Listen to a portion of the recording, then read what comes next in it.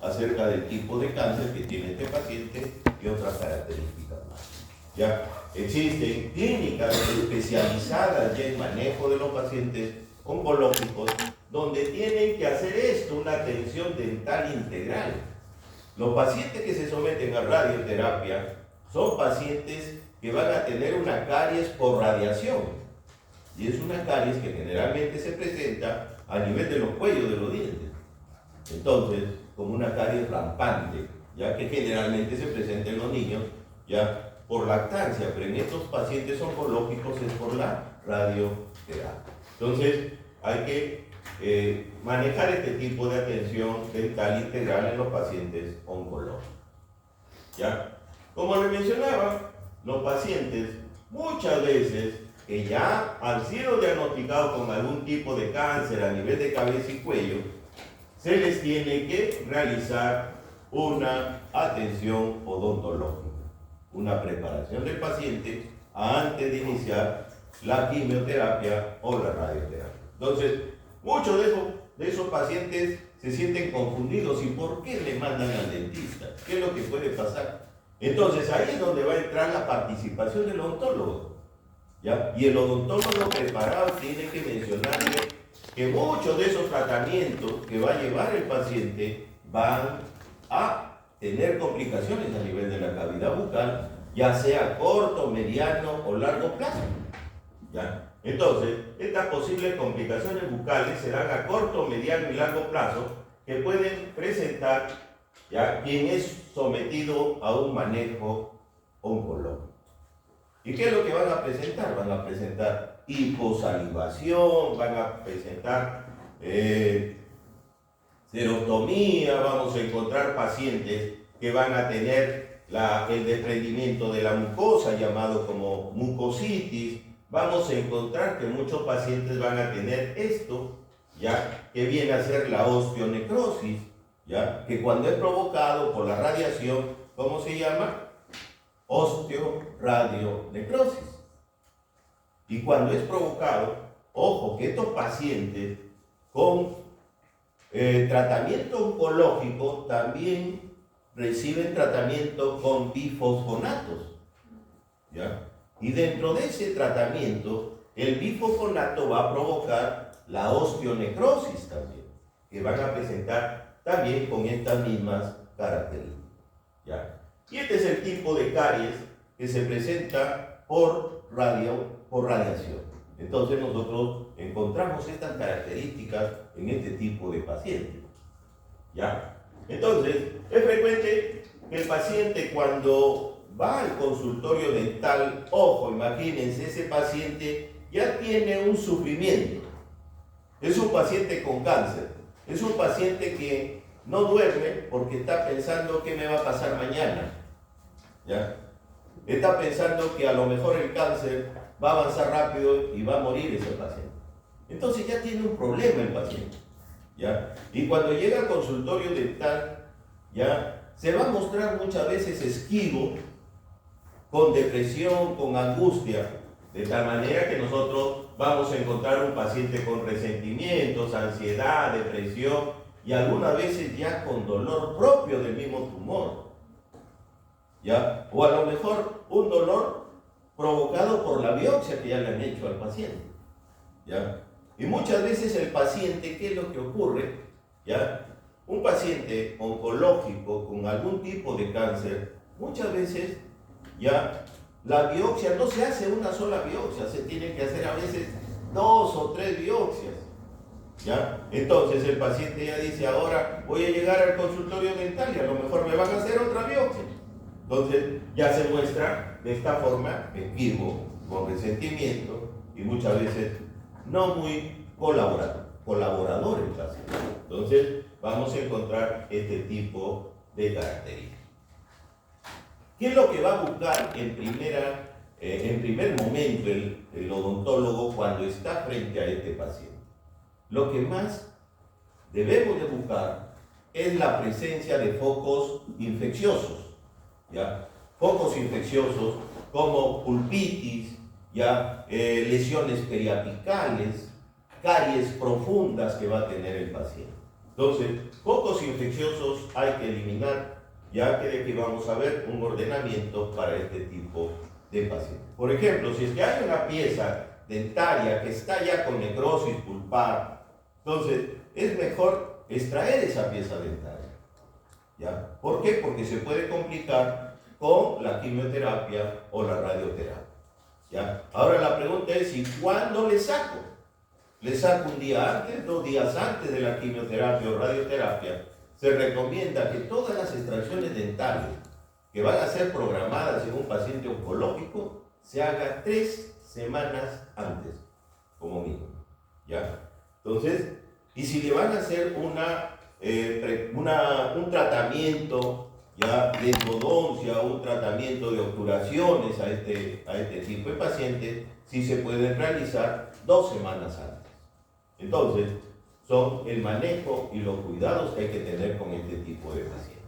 Entonces, se busca este tipo de focos infecciosos. También hay que examinar ganglios linfáticos. ¿Ya? Cuando el cáncer es a nivel de cabeza y cuello, ya se examinan 3 grupos de ganglios linfáticos. ¿Ya? Se va a examinar el submentoniano, se va a examinar el submandibular y se va a examinar la cadena cervical. ¿Ya? Son 3 los grupos de ganglios linfáticos que están relacionados con cáncer a nivel de cabeza y cuello. ¿Ya? Vamos a encontrar que esta exploración de la región a nivel de la cabeza y cuello, que es lo que también debemos encontrar si es que hay algún crecimiento, alguna hiperplasia, ¿ya? Que ha aparecido o que pueda aparecer en este tipo de pacientes, la presencia de asimetrías que pueda tener el paciente, lesiones cutáneas, ¿ya? Hay que examinar ya las glándulas salivales, si es que se encuentran hiperplásicas las glándulas salivales. Hay que examinar la parte muscular, por ejemplo, macetero, temporal, los pterigoideos, esternocleidomastoideos, ¿ya? Y también hay que examinar la articulación temporomandibular, ¿ya? Entonces, estos exámenes van a ser importantes como parte de la evaluación odontológica. ¿Qué se puede encontrar? ¿Ya? Generalmente cuando se examina ya la cavidad bucal, ¿qué es lo que se puede encontrar como parte de estos pacientes con tratamiento ya oncológico o que van a recibir tratamiento oncológico? Entonces, generalmente lo que se trata de buscar es la presencia de úlceras, ¿ya? Algún cambio de color a nivel de las mucosas, como lesiones eritematosas, ya leucoplásicas, pigmentadas. Ya se ha llegado a observar, por ejemplo, que a veces el paciente puede haber tenido a ese nivel un nebus, que lo ha tenido tranquilo. ¿Ya? Ahí estaba, ha mantenido siempre el mismo tamaño, pero cuando se somete a quimioterapia o a radioterapia, ese nebus se exacerba y de tal manera que ha estado pues ahí un melanoma escondido y cuando acuerdan ha comenzado a irradiarse. Entonces, ¿qué es lo que se puede hacer en este tipo de pacientes con la presencia de nebus, lesiones pigmentadas? Hay que estar siempre controlando de que no tenga ese tipo de reactivación. ¿Ya? Hay que evaluar la presencia de erosiones, ¿ya? De erosiones. ¿Qué es lo que puede ocurrir, por ejemplo, en los pacientes cuando se someten a quimioterapia y radioterapia? ¿Ya? Muchos de estos tratamientos provocan náuseas, provocan vómitos, ¿ya? De tal manera, y los vómitos no es que vomita una vez en el día el paciente con quimioterapia o radioterapia. A veces hasta vomitan 2 o 3 veces por hora, ¿ya? De tal manera que esa acidez, ¿qué es lo que va a provocar a nivel de las piezas dentales? Erosiones, ¿ya? Va a provocar erosiones. Entonces, vamos a encontrar ese tipo de lesiones a nivel de la cavidad. Entonces, es importante un examen a nivel de toda la mucosa yungal, mucosa a nivel de carrillos, paladar, lengua para ver si es que por ahí hay algún foquito que pueda exacerbarse ya con el tratamiento de quimioterapia o de radioterapia. En el examen radiográfico a nivel de cabeza y cuello, ya especialmente a nivel odontológico, todos los pacientes que se van a someter a quimio y radioterapia se les tiene que hacer una serie completa de radiografía periapical. ¿Ya? Hay que tomar una radiografía panorámica para tratar de ver ya las características de las piezas dentarias, de la estructura ósea que tienen estos pacientes. Entonces, son dos herramientas que ayudan en el diagnóstico. ¿Hasta acá alguna pregunta? ¿Verdad?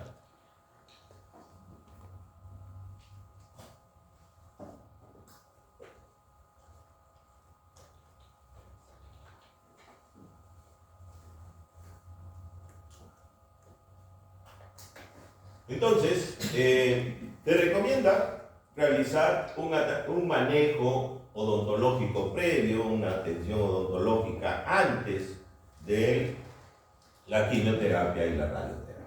¿Ya? ¿Qué es lo que se va a tratar de buscar para poder controlar estos focos? Caries profundas. ¿Ya? Estas caries profundas se tienen que tratar. Se conversa con el paciente, ¿la vas a tratar? ¿Quieres hacerte endodoncia o le traemos?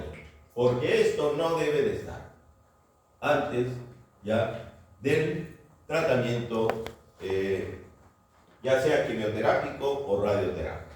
¿Ya? Esto que está acá, una lesión pulpar, disculpen, una pulpitis irreversible, una necrosis pulpar, tampoco debe de estar. Entonces, si el paciente decide tratarse, tiene que tratarse 2 semanas antes. ¿Ya? Pero si nosotros decimos, no, el paciente quiere hacerse una extracción dental, ¿ya? Entonces, las extracciones dentales sí se tienen que programar 3 semanas antes.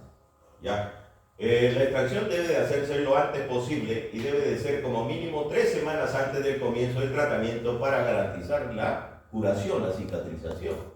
¿Ya? Acuérdense que la radioterapia y la quimioterapia inhibe células, ¿ya? Y nuestras células de la mucosa bucal se caracterizan por ser altamente proliferativas. Acuérdense que la capa de la mucosa bucal tiene una capa que se llama la capa basal. Y esa capa basal, el estrato basal, es altamente proliferativo, que se inhibe por la acción de la quimioterapia o la radioterapia. ¿Qué más se tiene que hacer? Si es que por ahí hay un cáncer que ha sido diagnosticado ya a nivel de maxilares y que justo tiene que ver con piezas dentarias, estas piezas dentarias tienen que extraerse ya también como parte del tratamiento. ¿Ya? Piezas dentarias que estén relacionadas directamente con la lesión se tienen que extraer. ¿Ya? Hay que ver si es que hay piezas dentarias que por ahí tienen filos, son muy filosas o están fracturadas, ya hay que también tratarlas. ¿Por qué? Porque acuérdense que esa mucosa bucal va a estar susceptible a tipo de traumatismo y esto va a provocar traumatismo en la mucosa bucal y por ahí se inicia la mucositis también en este tipo de pacientes.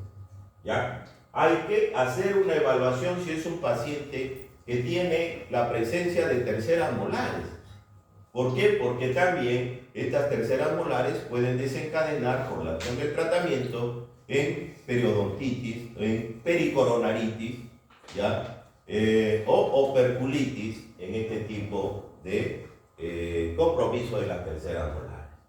Hay que evaluar las prótesis, si es un paciente que tiene prótesis, hay que evaluarlas, cómo están, si es que tiene algún borde filoso, ¿ya? Ojo, que se recomienda que los pacientes, una vez que tienen la quimioterapia y la radioterapia, no usen la prótesis. Solamente las pueden usar en el momento que puedan comer. ¿ya? No utilizarlo de forma continua. ¿Y hasta cuándo usted va a decir, hasta cuándo puede recién utilizarlo? ¿Ya? Una de las recomendaciones es de que lo utilicen después de 2 semanas, 15 días, de que ha sido terminada la quimioterapia o la radioterapia. ¿Por qué? Porque acuérdense que la prótesis va, ya, son llamadas, ¿cómo son llamadas esta prótesis? Mucodentor soportadas. Quien va a soportar toda esta fuerza de la prótesis es la mucosa, pero es una mucosa debilitada, es una mucosa que va a dañarse si es que se utiliza permanentemente la prótesis. ¿Ya? Si es que es un paciente odontopediátrico, un paciente pediátrico, entonces se recomienda colocarle sellantes al paciente niño que va a recibir quimioterapia o radioterapia. ¿Ya?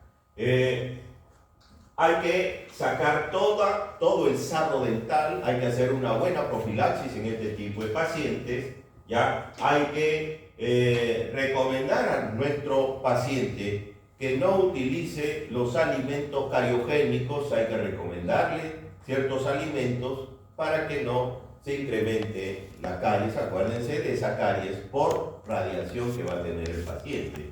Hay que enseñarle técnicas de cepillado. El paciente oncológico es un paciente que no se va a cepillar 3 veces al día. Se tiene que cepillar 4 veces al día. ¿Ya? De tal manera que con eso va a disminuir la caries dental en este tipo de pacientes. Y hay una pasta dental muy interesante que tiene el fosfopéptido de calcio, ¿ya? Que estas pastas dentales se caracterizan porque son remineralizantes, ¿ya? ¿Por qué? Porque la radiación y la quimioterapia desmineralizan también la estructura dental. Entonces, pueden darse este tipo de tratamientos también en los pacientes oncológicos, ¿ya? Entonces, ¿qué ruta a seguir por el odontólogo antes de comenzar el tratamiento oncológico? ¿Ya? Entonces, tiene que haber, como le mencionaba, una comunicación con el equipo oncológico, ¿ya? Para saber qué tipo de cáncer tiene el paciente, qué tipo de tratamiento va a llevar, desde cuándo lo va a llevar, ¿ya? Para que pueda él planear también el odontólogo su tratamiento, ¿ya? Va a tener que informar y educar al paciente sobre las complicaciones bucales durante y después del tratamiento oncológico. Prevenirlo, ¿ya? Tú vas a recibir una quimioterapia o radioterapia, no te asustes porque te van a aparecer algunas lesiones ulceradas en la boca, ¿ya? Entonces ya le estás preparando al paciente para que sepa lo que le va a pasar. Pero por eso es que tienes que consumir este tipo de alimentos para que eso no ocurra. Entonces, eso es educar, informar al paciente. Tratamiento odontológico encaminado a eliminar cualquier posible lesión de la cavidad oral, como caries, enfermedad periodontal, dientes comprometidos, prótesis mal ajustadas, ¿ya? El tratamiento preventivo, incentivar la higiene bucal, uso de pastas y enjuagues florados en este tipo de pacientes, aplicaciones tópicas de flúor y sustancias remineralizadas. ¿Ya? Una vez que se ha hecho todo este flujo, ¿ya? Recién se puede iniciar el tratamiento oncológico.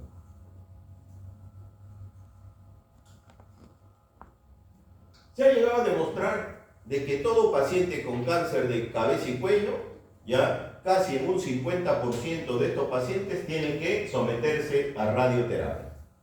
Algunos de ellos combinados con la quimioterapia. Entonces, este 50% de los pacientes con cáncer de cabeza y cuello, ya, entonces van a tener que recibir este tipo de radiaciones que emite la radioterapia, que son las radiaciones ionizantes, ¿ya? Pero estas radiaciones ionizantes, ¿qué es lo que van a provocar? Van a tener efectos químicos sobre nuestras células, ¿ya? ¿Y cuáles son esos efectos químicos? Que nuestras células van a sufrir un fenómeno de hidrólisis intracelular, ¿ya? también vamos a observar que se va a dañar, se va a romper la estructura del ADN a nivel de metacélulas.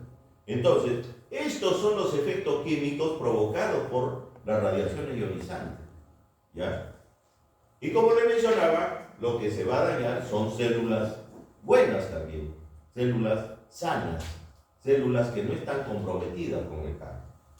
Entonces, ¿qué es lo que nosotros vamos a encontrar? Que este tratamiento, que viene a ser de radioterapia, va a tener ciertos efectos ya a nivel de la cavidad bucal, a nivel del organismo. Se van a presentar eritemas a nivel de la mucosa bucal, ya placas rojas, ya muchas veces con ardor. Se van a encontrar la mucositis, como les mencionaba, un desprendimiento en la mucosa bucal, porque esa mucosa bucal se encuentra alterada, es una mucosa bucal que está disminuida su proliferación, va a haber una digeusia, dolor a nivel de la lengua que se llama la glosodina, ¿ya? Infecciones secundarias como candidiasis, como herpes.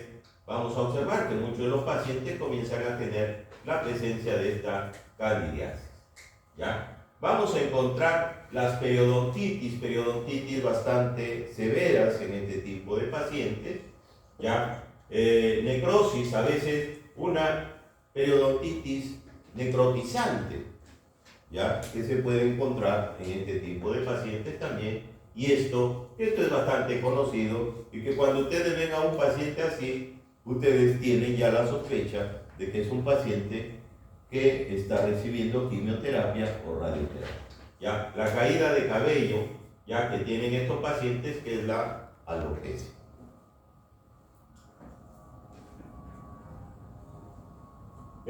Nosotros vamos a encontrar de que las lesiones, ¿ya? Estas lesiones que ustedes están y que las hemos visto, estas son las primeras lesiones que aparecen, ¿ya? Las lesiones a nivel de la cavidad bucal son lesiones que se van a presentar, las inmediatas. Estas son lesiones inmediatas. Se van a presentar a mediano plazo y hay lesiones que se presentan a largo plazo. Estas lesiones son lesiones inmediatas, generalmente a la semana, ¿ya? Entre la semana que ha recibido la radioterapia ya se están presentando estas lesiones, ¿ya? Mientras que hay otras lesiones que son lesiones ya a mediano plazo. Estas lesiones a mediano plazo van a aparecer después del tercer mes de tratamiento. ¿Y qué es lo que van a presentar? Van a presentar problemas para abrir y cerrar la boca, ¿ya? Que viene a ser el trismus. Ya va a aparecer este tipo de caries por radiación, ¿ya? Y vamos a encontrar problemas para pasar los alimentos en este paciente, ¿ya? La disfagia, ¿ya? Y también vamos a encontrar de que el paciente muchas veces cuando come siente un dolor a nivel dental, ¿ya? De tal manera que va a presentar una hipersensibilidad, ¿ya? Entonces, estas complicaciones, como les mencionaba, son a mediano plazo. ¿Y cuáles serían las complicaciones a largo plazo? ¿Qué es lo que puede presentar un paciente a largo plazo?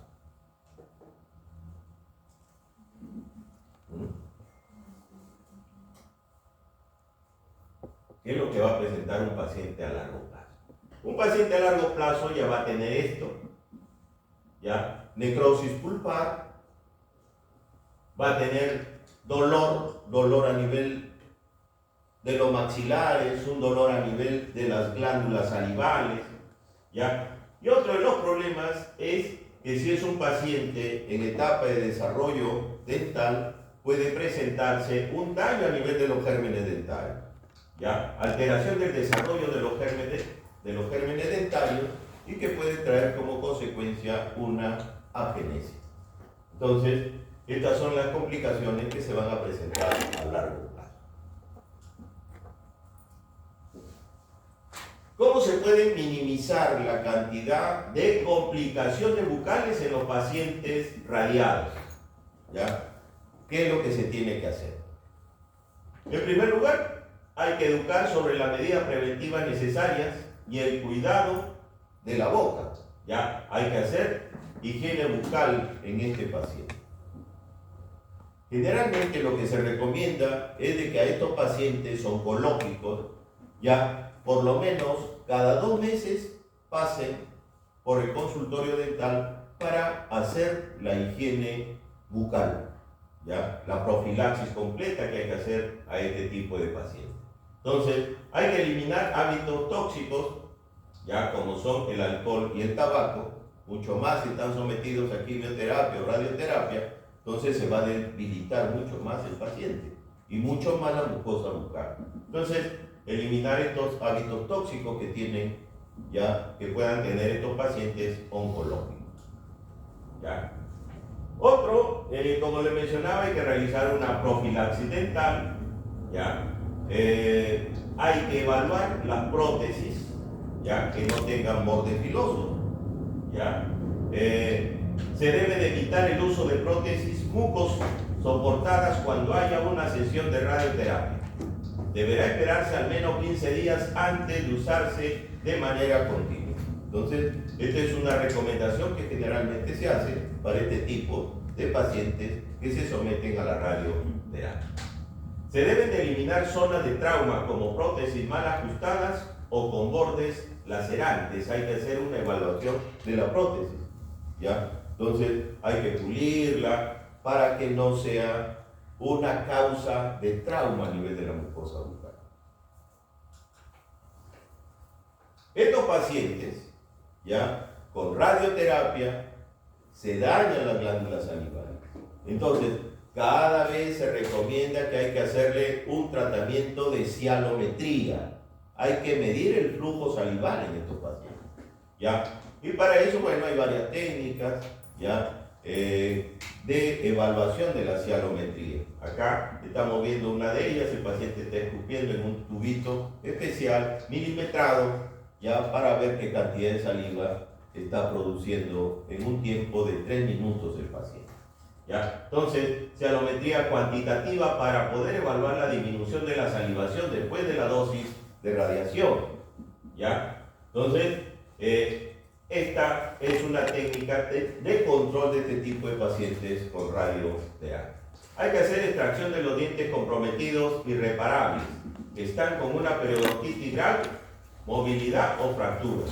De tal manera que este tipo de evaluación hay que hacer para ver si las piezas dentarias están con movilidad.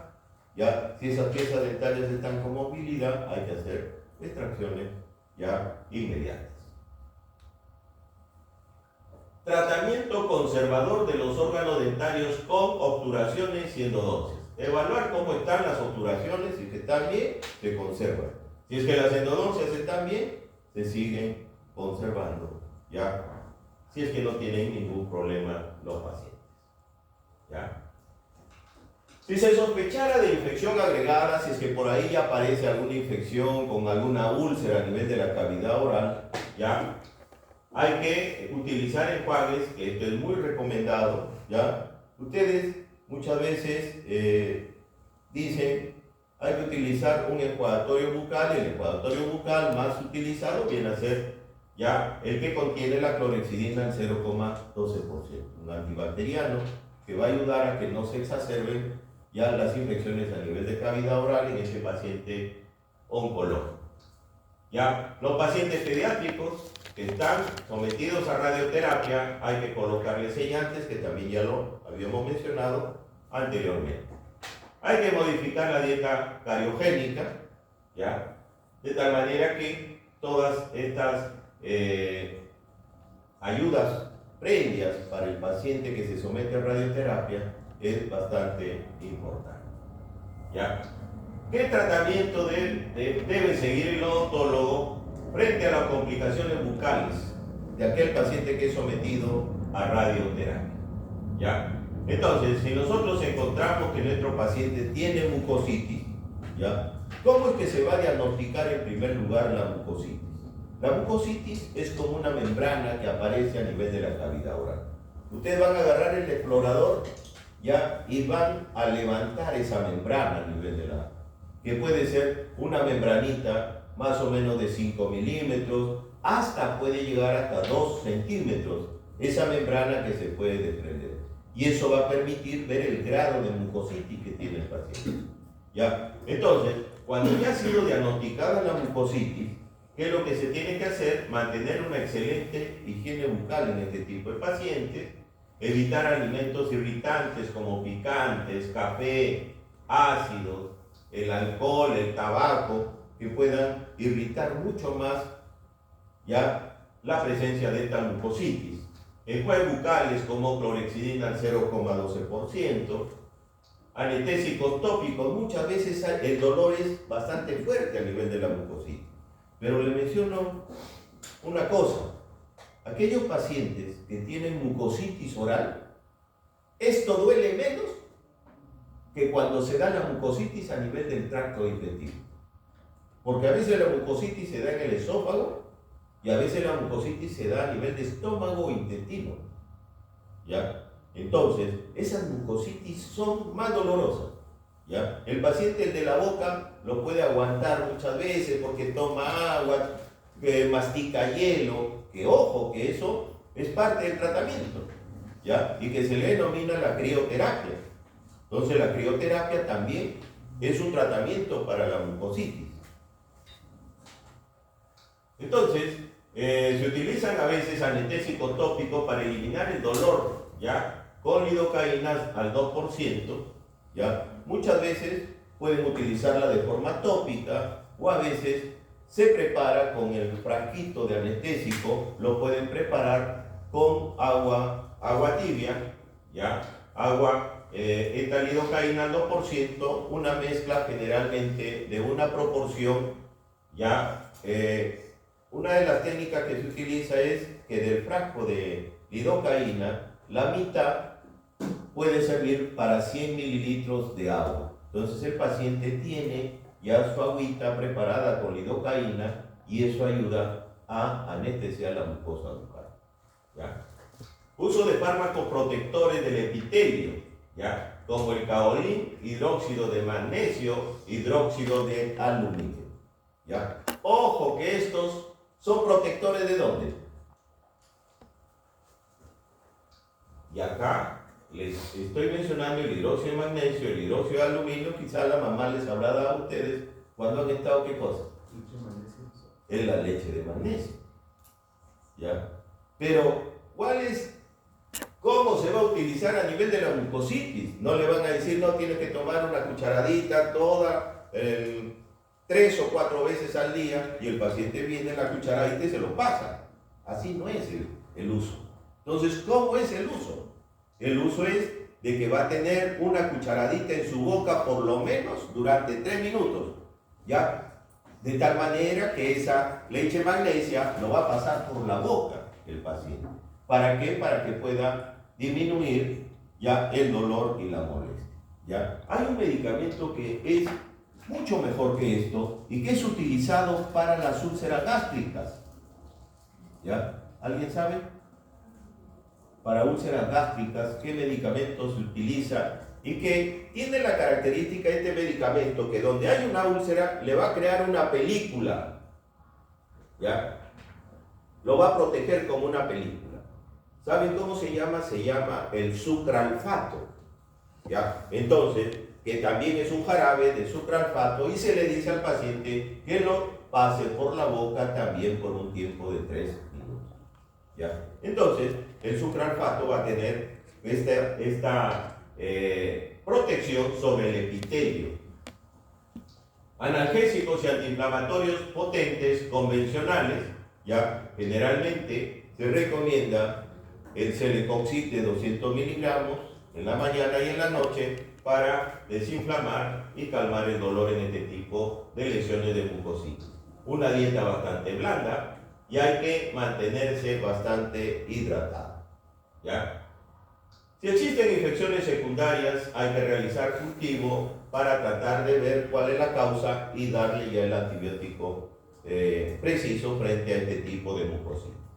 Cuando nuestro paciente tiene otra complicación como es la disgeusia, ya se van a dar suplementos de zinc ya como son el sulfato de zinc, entre 110 a 120 miligramos 2 veces al día.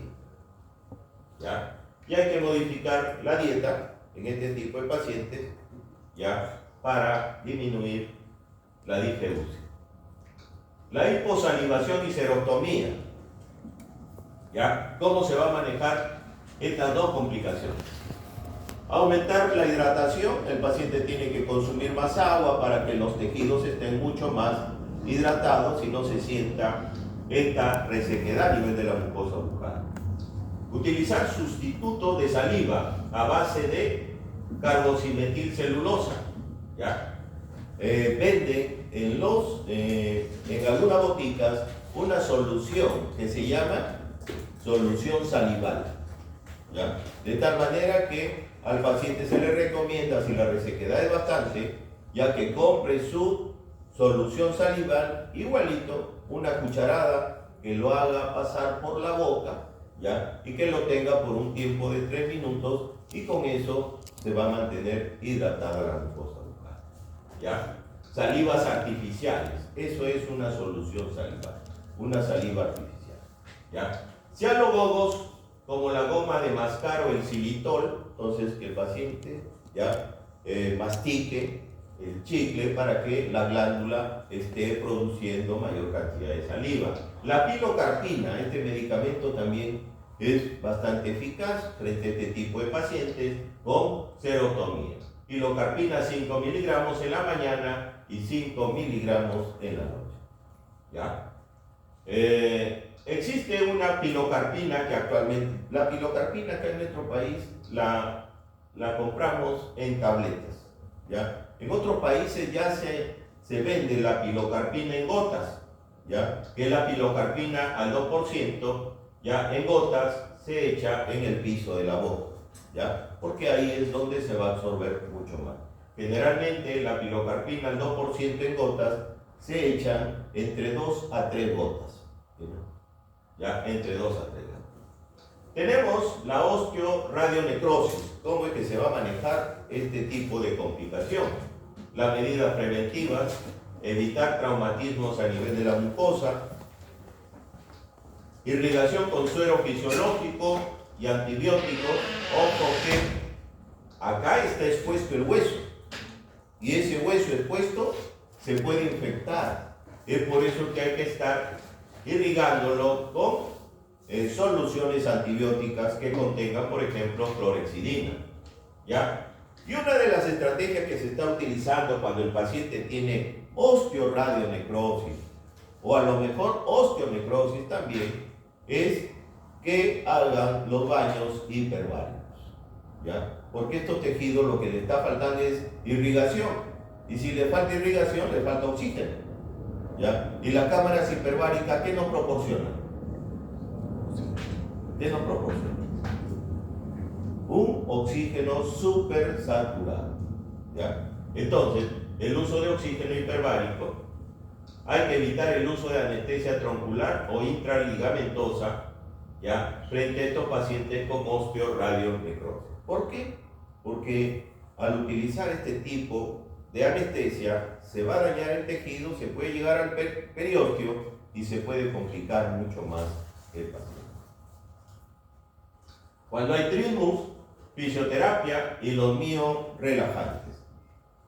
¿Qué miorelajante le darías Castro? Clonazepam, me lo vas a dormir. Te relaja, pero justamente hay medicamentos miorelajantes. ¿Cuál es el miorelajante por excelencia, el más utilizado? La orfenadrina. La orfenadrina. Entonces, generalmente la orfenadrina de 10 miligramos hay que darle a nuestro paciente en la mañana y en la noche, ¿ya? Caries por radiación, aplicaciones tópicas de flúor diariamente y uso de enjuagues clorados, ¿ya? Que el paciente tenga su enjuagatorio clorado para darle mayor dureza a la estructura dental. Hay que hacerse enjuague con clorhexidina para eliminar de que la caries siga avanzando, una higiene minuciosa de la cavidad bucal con cepillo de cerdas suaves, eliminar la dieta cariogénica y las visitas frecuentes al odontólogo para evaluar la salud dental. Y cuando hay dolor, de acuerdo al dolor, administrar ácido acetilsalicílico, codeína, ¿ya? Y el más utilizado cuando el dolor es mucho más fuerte viene a ser el tramadol, ¿ya? Entonces, estas son las complicaciones y qué es lo que debe hacer el odontólogo frente a este tipo de complicaciones. ¿Alguna pregunta hasta acá? ¿Alguna pregunta?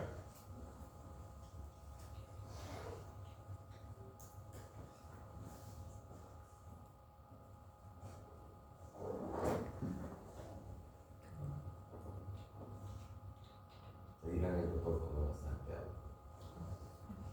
¿Por qué crees que tomó bastante agua para ver? ¿Ah? Por la garganta. ¿Por qué crees día bañado? Puede ser como un Síntoma de diabetes. Puede ser, sí. Hiposalivación. Hiposalivación, ya, una hiposalivación. Acuérdense que existen ciertos medicamentos que provocan hiposalivación, ¿ya? Y uno de esos medicamentos vienen a ser los antihipertensivos, ¿ya? Los antihipertensivos. Entonces, ¿ya saben por qué? Usted toma antihipertensivo. Usted toma antihipertensivo. Antihipertensivo, ¿ya? Entonces, y ya los antihipertensivos provocan, por ejemplo, el enalapril, el captopril, ¿ya? Son el irbesartán, ¿ya? El losartán provocan disminución del flujo salivar. Entonces, yo estoy tomando por si acaso el irbesartán, ¿ya? Entonces, por eso es de que se provoca la resequedad de la boca. No llego al límite, pero tampoco quiero llegar al límite de resequedad porque si no, no puedo hablar, ¿ya? Entonces, esas son las complicaciones que nosotros encontramos. Muy bien, ya hemos hablado acerca de la radioterapia, ¿no? ¿Ya? ¿Qué complicaciones da la radioterapia? Vamos a ver ahora la quimioterapia. Los medicamentos que se utilizan para la quimioterapia son llamados citotóxicos y el otro grupo se llaman citostáticos. ¿Ya? Acá tenemos la vinblastina, por ejemplo, uno de los medicamentos más utilizados. Entonces, con la finalidad de destruir o evitar la proliferación de estas células tumorales que se están incrementando acá. Entonces, este es el mecanismo de acción que tienen estos citostáticos, ¿ya? No dejan de que las células tumorales se incrementen, ¿ya? Se reproduzcan, proliferen, ¿ya? Pero ¿qué es lo que ocurre? Lo que ocurre es de que estos medicamentos tienen un arma de doble filo, ¿ya? Está bien, acá me va a inactivar que no se reproduzcan las células tumorales, pero ¿cuál es el arma de doble filo? Lo que hemos mencionado, van a dañar tejidos sanos. ¿Y cuáles son los tejidos sanos que más dañan este tipo de citostáticos? Esto, miren, que está. La médula ósea roja. Y si comienza a dañar la médula ósea roja, ¿qué es lo que va a pasarle al paciente? ¿Qué es lo que le va a pasar al paciente? A ver, Chile. ¿Qué es lo que se da acá? Si esto se daña. La producción de glóbulos rojos, ¿qué más? Acá se producen todas las células sanguíneas. Todas las células sanguíneas. Pero específicamente, ¿qué es lo que más se daña acá? La producción de glóbulos blancos y la producción de plaquetas. Eso es lo que más se daña, ¿ya? ¿Se puede dañar la producción de glóbulos rojos? Sí, pero esa se puede presentar a más largo plazo. Pero lo principal, lo que se va a dañar, son los glóbulos blancos. Por lo tanto, el paciente va a empezar a tener leucopenia. Y las plaquetas, y va a tener trombocitopenia. Entonces, hay una supresión de la médula ósea que se manifiesta ya más o menos entre los 10 a 14 días después del tratamiento, como son la leucopenia y la trombocitopenia. ¿Pueden presentar los pacientes anemia? Sí, pero a más largo plazo. ¿Ya? Después va a comenzar a presentarse la anemia. ¿Qué es lo que más se va a dañar por estos citotóxicos o citostáticos? Se va a dañar esto, miren. ¿Qué cosas son estos? A ver, histología. Los folículos pilosos. Ya, es por eso que ustedes ven que se les cae el pelo a los pacientes. ¿Ya? Porque dañan los folículos pilosos. ¿Qué más van a dañar? Van a dañar el epitelio del sistema digestivo. Es por eso que sufren de qué cosa? Desde la boca hasta el ano. El epitelio se va a dañar. Es por eso que sufren de mucositis. Entonces, nosotros encontramos que estos tres tejidos son los más vulnerables frente a este tratamiento de citostáticos. Entonces nosotros vemos que es común la caída del cabello en los pacientes, además de que van a presentar náuseas, vómitos, y algunos pacientes van a presentar, miren, estas manchas rojizas, ya que tienen una sensación de quemazón, que te ha caído aceite caliente, que se va a presentar en las manos, en los pies, ¿ya? Y algunas veces a nivel de la cavidad oral también. Este es un síndrome, ¿ya?, que se denomina la eritrodistesia palmoplantar, ¿ya?, que es muy característico en este tipo de pacientes por la quimioterapia, ¿ya? Como les mencionaba, van acompañadas de sensación de quemazón o de dolor en esta zona. Entonces, van a tener estas manifestaciones los pacientes con quimioterapia, ¿ya?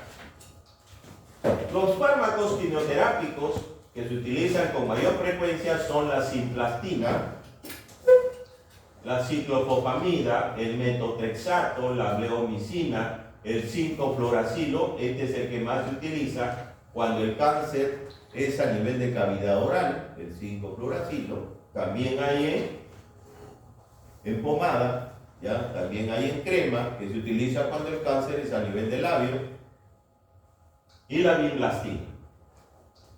Ya, como le mencionaba, su uso suele afectar a las células epiteliales, ¿ya? Y a nivel bucal va a dañar a las células basales que componen el epitelio de la mucosa bucal. A estas células va a dañar. De tal manera que al dañarse esta capa de células, ¿qué es lo que va a pasar? Ya no va a haber regeneración inmediata del epitelio de la mucosa bucal, y ahí es cuando comienza a tener la mucositis, el desprendimiento de la mucosa bucal, por falta de regeneración, ¿ya?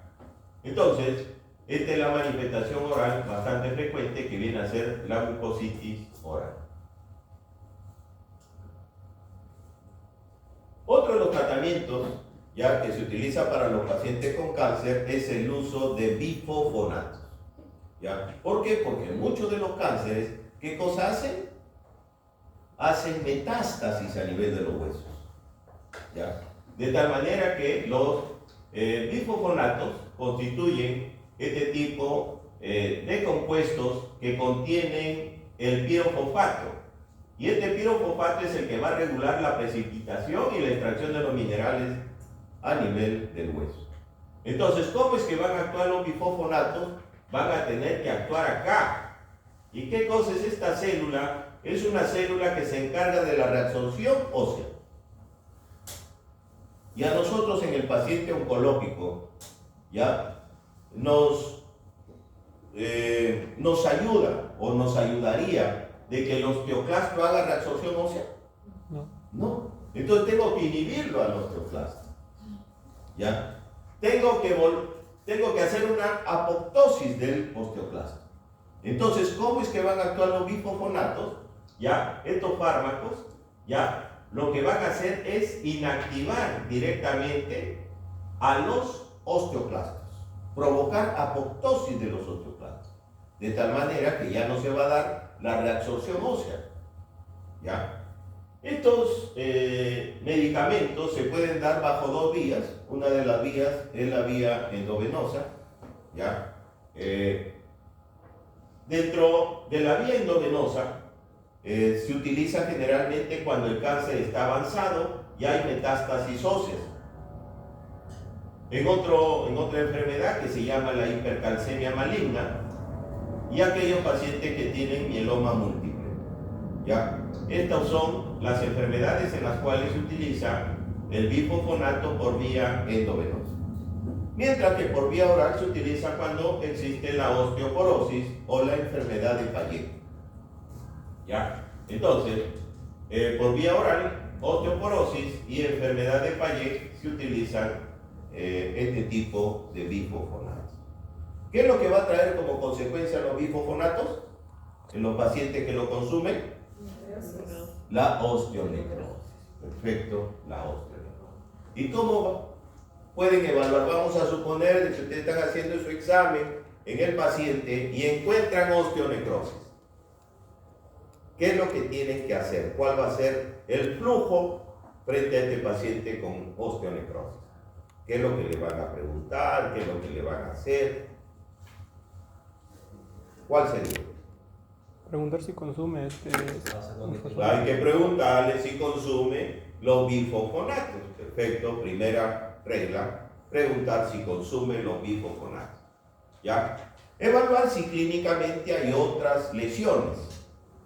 ¿Ya? Hay que solicitar herramientas para ver la profundidad de la lesión. ¿Qué herramientas ustedes solicitan? Hay que solicitar radiografías panorámicas, hay que solicitar ya la tomografía para ver la lesión, la amplitud de la lesión, la profundidad de la lesión.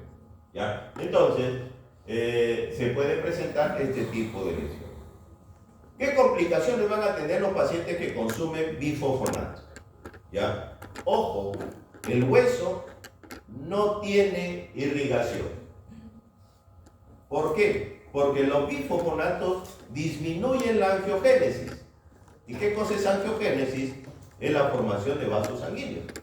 Entonces, los pacientes dentro de las complicaciones van a tener una infección crónica, van a tener necrosis del hueso.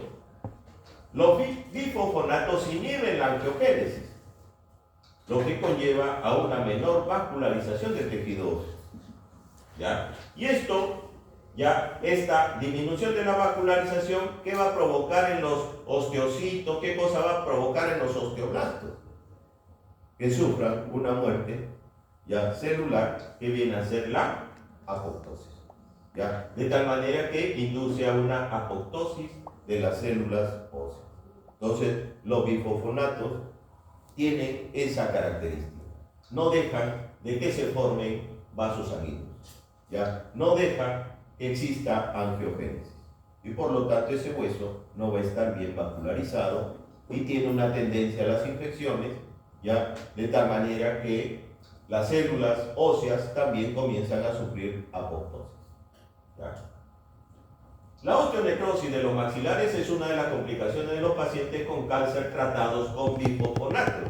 Pero ojo, la prevalencia de la osteonecrosis no es tan alta. ¿Ya? Es entre 1 a 3% de los pacientes que consumen bifosfonatos. ¿Ya? No vayan a pensar de que el 100% de los pacientes que consumen bifosfonatos tienen osteonecrosis. No es así. ¿Ya? Es de 1 a 3%. ¿Ya? Entonces, la incidencia de esta complicación es de 1 a 3%.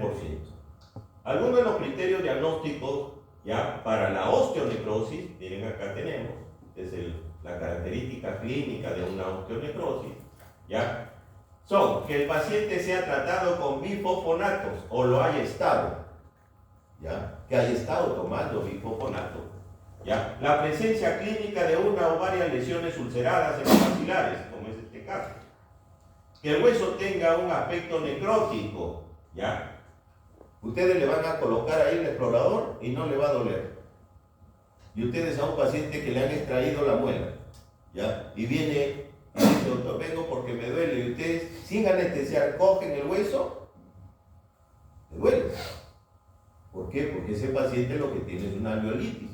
Mientras que acá lo que tiene es una necrosis. Acuérdense que no tiene vascularización.